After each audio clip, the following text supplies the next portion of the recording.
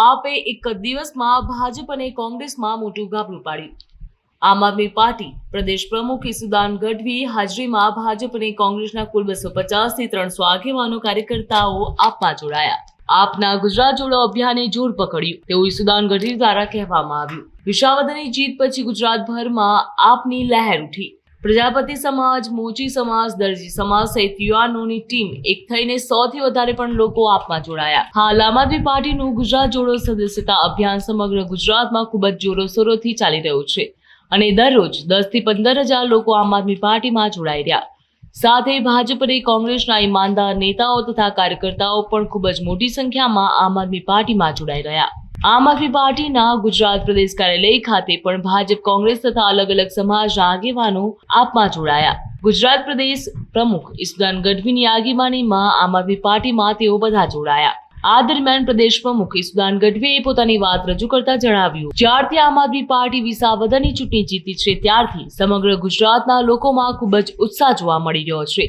પહેલા લોકોને વિશ્વાસ ન હતો કે ભાજપને ક્યારેય હરાવી શકાય, પરંતુ વિસાવદરની જનતાએ અને આમ આદમી પાર્ટીના સૈનિકોએ સાબિત કરી દીધું કે ભાજપને હરાવી શકાય એમ છે, જેના કારણે હાલ સમગ્ર ગુજરાતના ખૂણે ખૂણેથી તમામ જાતિ, ધર્મ અને સંપ્રદાયના આગેવાનો આમ આદમી પાર્ટીમાં જોડાઈ રહ્યા છે। હું આ તમામ લોકોને આમ આદમી પાર્ટીમાં આવકારું છું। આજરોજ મહેસાણા જિલ્લા ટીમના આગેવાન અને લોકસભા ઇન્ચાર્જ ભરત પટેલ બોદલી, ગુજરાત મહિલા ઉપપ્રમુખ યાસ્મીનબેન પઠાણ દ્વારા મહેસાણા ભાજપ સક્રિય સભ્ય ટિકિટ દાવેદારો અને અનુસૂચિત જાતિ મોરચાના અધ્યક્ષ વૈભવભાઈ ચાવડા તથા વિશાલ મકવાણા, ચેતક મકવાણા, અપિલ રાવત, અરવિંદભાઈ, નીતાબેન શ્રીમાળી, વિશાલભાઈ પરમાર, અભુભાઈ રાણા તેમજ 100 થી 150 જેટલા સમર્થકો સાથે આમ આદમી પાર્ટીમાં જોડાયા। સાથે સાથે બહેરમપુરા વિસ્તારમાંથી કોંગ્રેસના મહિલા આગેવાન પ્રભાબેન પણ 100 થી વધારે મહિલાઓ અને આગેવાનો સાથે આમ આદમી પાર્ટીમાં જોડાયા। અરવિંદ કેજરીવાલની અને આમ આદમી પાર્ટીની વિચારધારા અને કામની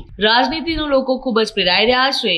હું આ તમામ લોકોનું સ્વાગત કરું છું। મને પૂરો વિશ્વાસ છે કે આવનારી સ્થાનિક સ્વરાજની નગરપાલિકા, મહાનગરપાલિકા, જિલ્લા પંચાયત, તાલુકા પંચાયતની ચૂંટણીઓમાં આમ આદમી પાર્ટી ખૂબ જ સારું પ્રદર્શન કરશે। 2027ની વિધાનસભા ચૂંટણીમાં પણ આ તમામ સૈનિકો ગુજરાતને ભાજપના ભડામાંથી છોડાવશે અને આમ આદમી પાર્ટીની સરકાર બનાવશે।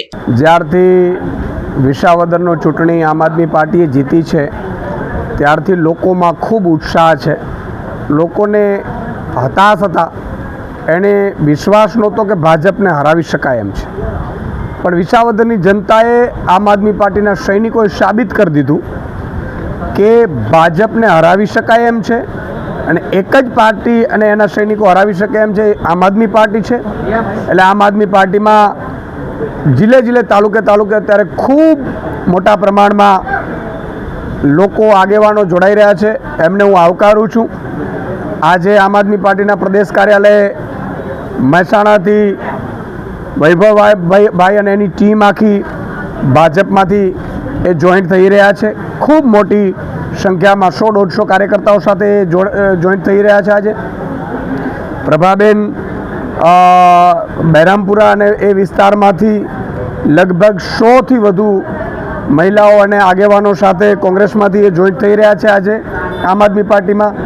વિરાટનગરમાંથી પણ પ્રજાપતિ સમાજ, મોચી સમાજ, દરજી સમાજ સહિત યુથની ટીમ, લગભગ એ 100 થી વધુ આગેવાનોની ટીમ આજે, વિપુલભાઈ અને આગેવાનોની ટીમ આજે આમ આદમી પાર્ટીમાં જોડાઈ રહી છે।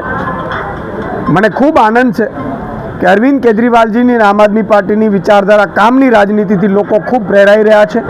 હું સૌને તહેદિલથી આવકારું છું।